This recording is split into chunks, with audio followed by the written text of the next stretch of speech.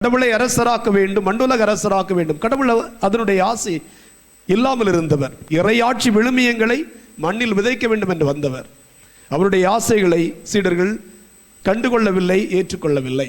ஆனால் கடவுள் உயிர் தெழுந்த பிறகு அதை முழுவதுமாக உணர்ந்து கொள்கின்றார்கள். ஆகவேதான் அவர்கள் அறிவிக்கும் பொழுது, நற்செய்தி பறைசாற்றுகின்ற பொழுது சொல்லுகின்றார்கள், அவரோடு நாங்கள் இருந்தோம், அவரை நாங்கள் அனுபவித்தோம், அவரோடு உண்டோம் குடித்தோம், ஆகவே இவரை பற்றி எங்களால் சொல்லாமல் இருக்க முடியாது என்பதை ஆணித்தரமாக மக்களுக்கு பறைசாற்றுகின்றார்கள்.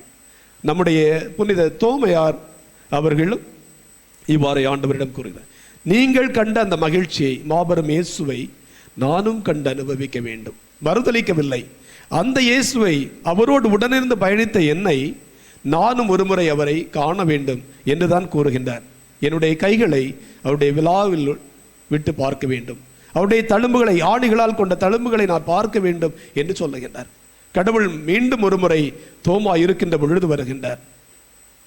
வந்து அவருடைய விருப்பப்படியே அவருக்கு காண்பிக்கின்றார்.